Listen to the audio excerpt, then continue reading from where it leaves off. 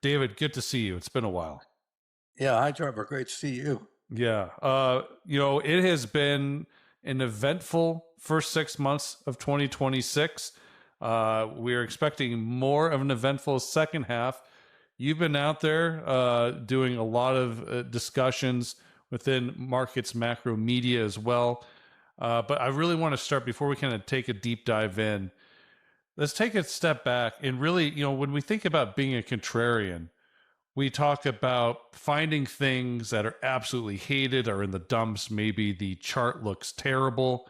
But you take this as a little bit differently. Your contrarian view thinks, we're not necessarily in an equity bear market by any means. In fact, you think we could go even higher, and that goes against the consensus view. Maybe talk about, be as a contrarian, like what is really setting you apart from most, contrarian analysts out there? Sure. What I say is, I've been a lifelong contrarian, or certainly career long, and I started my career back in 1973. So it kind of comes naturally to me. I've learned a lot over the years and become, refined my craft, so to speak. But my view of contrarianism is it's not knee-jerk contrary. If the consensus is here, I want to be here. It's really, I'm still macro strategist and look at fundamentals and look at technicals, et cetera. What I say is that where I'm most contrary is going to be at the important inflection points, whether that be top or bottom of a market. And what you find, and what I found very early in my career, is that at tops, most people are bullish, and at bottom, most people are bearish. And I flip that on its end, and I'm most bullish at bottoms and most bearish at tops, and it's natural for me. I mean, I'm not doing it just to do it. It's really what I see at that point. So sentiment is really important in my work, and so I do that. What I get a lot on when I'm on X every day, what I get a lot of pushback on is um, when the market's in a middle of a bull market where a lot of people are bullish, they'll go, "You're not contrary at all. You're Yeah. not really living up to your name." And I'll go, "Yeah, there's a time in market moves where the consensus is correct, and so it's at the turning points where you're going to find me very contrary, and certainly, on sell-offs or pullbacks where you get people going the other way and you build that wall of worry up back. I'll be back on the contrary side or look more contrary again. But it really is not a case where I always want to be contrary. It's Mhm. my fundamentals and technicals drive me, and I'm really, really happy when the contrary side is there too. Um, Yeah. Well, let's rehash the last 6 months. I mean, not necessarily in depth. That would take multiple hours here, David. So we don't want to do that. But I mean, we've seen geopolitical tensions, persistent inflation concerns, obviously, and this AI driven enthusiasm in equities. In fact, we're recording Wednesday morning. We're seeing a big headline from Meta. Don't have to dive into that, but I started scratching my head and started asking questions on that news. That stock's up 7 months. So the AI driven enthusiasm not going away right now. But has anything fundamentally changed your outlook, or does today's market still fit within that long term roadmap that you've been laying out for the last few years? yeah, my view hasn't changed. I've raised targets several times. Obviously, in my most recent raise, I hiked my S&P target to 10,000 and my Nasdaq target to 36,000 from 32,000. Um, and I still got a very bullish view on the Russell, which I think can go to 4,000, and the Dow at 67,000. So my targets have been raised several times in the last couple of years, but the bull market's still intact. I see nothing to indicate a top here. I know a lot of people are very concerned about the market here, and I actually think we're about, we've consolidated for a couple of weeks here, and I think we're gonna come out of this consolidation this month and have, pretty strong July and probably a strong August. So um, nothing is there to suggest that any kind of a rollover is imminent. On the other hand, AI in particular is up on stilts, and semiconductor stocks are up on stilts. So we are in a higher risk area, but my whole thesis, as you know, is that we are in the end of a long secular bull market, one that I believe began in August of 1982. So we're coming up on the 44th year anniversary in August. Um, markets end, and oftentimes big secular moves end in a parabolic, or often do. And that's been my case, is that I think we will see this thing have a final blow off. And then I think you got to worry about the other side of the market. But Mm. as of right now, I think the coast, I don't want to say the coast is clear. There are plenty of things to keep people worried.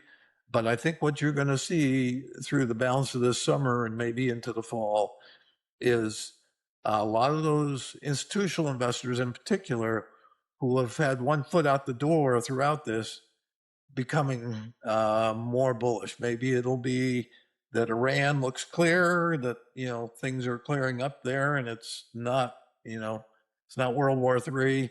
Yeah. Maybe it'll be the continued drop in oil prices. Maybe it'll be the fact that people start seeing that, hey, the economy, although it's not robust, it still has legs. And certainly what it'll be is that earnings remain strong, and they've been amazingly strong this year. So I think all those things. And one other thing that I think is going to add to that, as oil prices drop, as um, you know, inflation rolls over, I think you're going to see the bond market finally come out of what is a 2.5 year bottom, and have a pretty strong bond bull market over the course of the next year or year and a half. And that will, interest rates will be dropping. That'll be another wind at the back of the market. Okay. Well, before we kind of get to the effects of what you said, a potential blow off top, I do want to talk about how we get to that point. So, what evidence are you seeing here that tells you that we're still in this kind of melt up rather than not entering into that next bear market yet? Yeah, I mean, if I tend to look at weeklies and monthlies and not dailies as much, but if you look at even the dailies, but the weeklies and monthlies, the stock market looks great. I mean, you're in a full bull mode, and yes, you get these consolidations. Some are bigger than others. We had one obviously in response to the Iran war back in February, March, into April, I guess. But it's had a big run, and then you've spent a few weeks kind of consolidating that. That just refreshes things for the next leg up or the next move up. If you look at it on a monthly, I think we started the parabolic a couple months ago. It's if you look at it on a daily, yes, it looks like, hey, it's kind of you know gone sideways to down, but on a monthly, it's up and away. And either way, when I look at it, it really does look like everything's intact here for a very strong next several weeks and probably next couple months. Yeah. So a lot of this market leadership that continues to extend the bull market is coming from, seems like, a smaller and smaller number of mega cap technology companies here, David. And we're not necessarily talking about the Mag 7 in the same sort of frame that we used to talk about the Mag 7 a year ago, but it's kind of, there's this rotation happening within the technology and markets. It's just going from different names to others, right? But still narrow. But how's that I would leadership? push back on that. Okay. It's a broadening market. I have been saying this for quite a while. If you look, financials look great and are starting to come out of a very consolidation. They had a nice move in the last month, and look like they've got a lot higher still to go. Industrials have been great all along. Mm-hmm. I think basic materials look good here. They've consolidated and look like they're going to move higher. Um, the areas that are weak are energy. I mean, the energy stocks, I would not touch those right now. But I think you're seeing a much broader market than people realize. And again, it's if you look at it from a cap standpoint, small caps outperformed the Nasdaq and the S&P and the Dow in the first half of this year. I think the Russell 2000 was up 21% plus, and the Nasdaq was up 19, and the S&P less than that. So you have had going on for several months, a broadening in the market, and yet there's this perception by so many people that it's all been tech and it's all Mhm. been AI, and it's all been semis. And what I would say is, and I have said, is that it's not that we're going to rotate out of the tech area and have these other things take over. It's that they're both going to work here as we move to the top. And that's unusual. Tops usually are a narrowing process. And I think that kind of got everybody off, off track for the last couple of years. You could, when Mag 7 was truly every part of the market, all the Yeah. entire upside, I don't know, it was 18 months ago or whenever that was. um, that's all you heard was, this is a very poor quality rally and this thing's bearish and we're going down. Instead, it went up. But it did broaden along the way, particularly this year. And yet the perception is, yeah, this is all AI. Yeah. I mean, I think that is the perception. Obviously, the dynamics of sentiment and because the narrative is always AI. I mean, I haven't turned on, any sort of financial media this morning, but I bet if I did, David, all I would be hearing is about this news out of Meta today, right?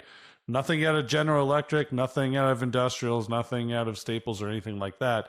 The AI narrative has been the dominant talking factor for, I mean, almost years now, right? But do you think that's starting to run its course when people are now starting to question the profitability of all this? Well, just to step back, I mean, that's in response to your comment. That's the beauty of this is that things like industrials are going unnoticed, not unnoticed by those that own them.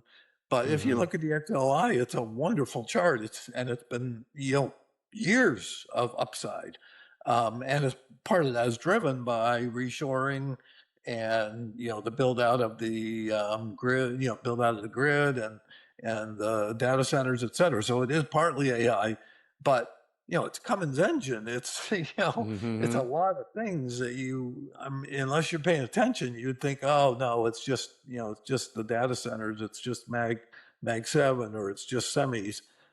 So there is, I like it when they aren't getting all that attention and yet they're moving up, and that's what we've seen.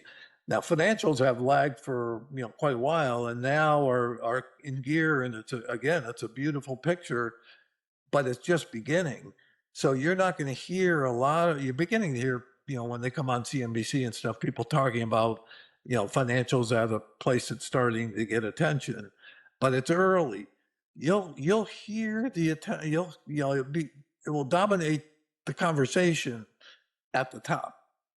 So, you know, move out 3 months from now, if financials do what I think, I have a target of 90 on the XLF. So if they Mm. outperform, it's probably 50% from here. I don't know, but if they outperform the indexes, all of a sudden, that's momentum drives people's attention.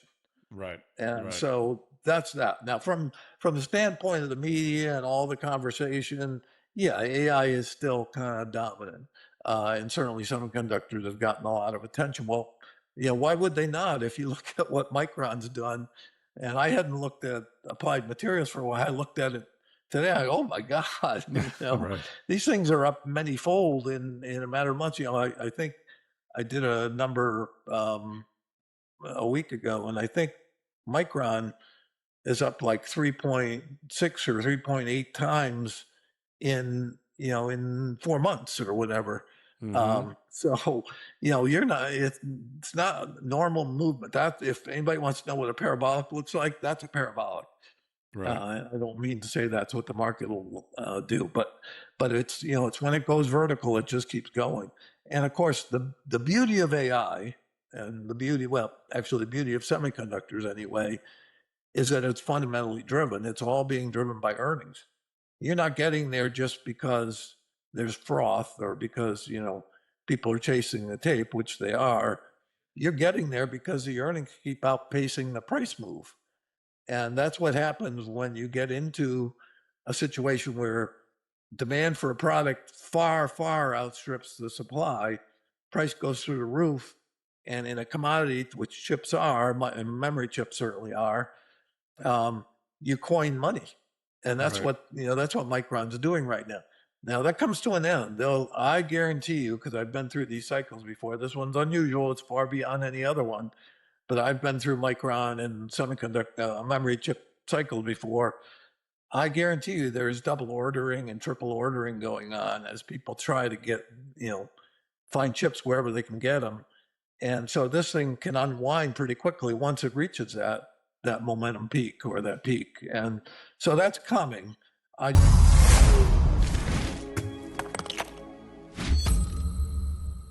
Do you think that the mechanics of this current market is playing dynamics on top of the momentum of the price movement and the financials? I mean, we have more people invested in this market than any other time in history. We have multiple levered passive funds that are really driving a lot of buying as well because of the mechanics of how those are set up, plus the exorbitant number of those ETFs that are actually been built over the last 10 years. I mean, do the mechanics play a part in pulling this thing up as well? Absolutely. I mean, it's really been, as I say, it's a 4 decade long secular bull market, and it really the big takeoff point was the mid '80s when the financial industry recognized that, hey, the rat going through the snake, meaning the baby boomers that set the trends of the mid '70s when we had chaos, the Vietnam War, et cetera. And then they set the trends when we had the home buying in the late '70s and the '80s. That they recognized in the mid '80s that they're done buying, they're beginning to focus on their retirement savings, Mm-hmm. and that that rat going through the snake, they're going to be the dominant force in the next 20, 30, 40 years. So they really, the financial industry started creating product and started pushing the mantra of it's time in the market, not timing the market. And they became a more professional industry, not just a broker calling you up with a hot tip or an idea. It was now, money in the market, passive funds, just keep allocating to it with your cash flow, and markets will move ever higher over many years. And that's been what's happened in spades. We've had I go back and talk about, because I started in '73, and the real, might talk about the bull market in starting in August of '82. In August of '82, the Dow, I believe, was 780, so under 800. We're now Mm-hmm. talking about a Dow at 52,000. That's what that, from the '80s on, what we've had. And yes, it's been partially driven by all the product that's been created to meet that insatiable demand. So, a lot of it is passive money. And then we had the advent of ETFs. And so it's become, and obviously online brokers and et cetera, Right. it's been a lot easier for retail investors to, has been democratized. So they can basically, and of course, not to mention the zillions of services out there, whether technical services or, the ability to get charts that are as good as, Bloomberg or whatever. You've got the ability for retail investors to take an interest in this. And then you take the next step, which is really since the pandemic, when we through the pandemic, we shut down sports, right? We stopped, a lot of the sports were shut down. Right. A lot of those that got involved in sports gambling or were just following sports got pulled over to start following stocks. And, Robinhood has been a big beneficiary of that.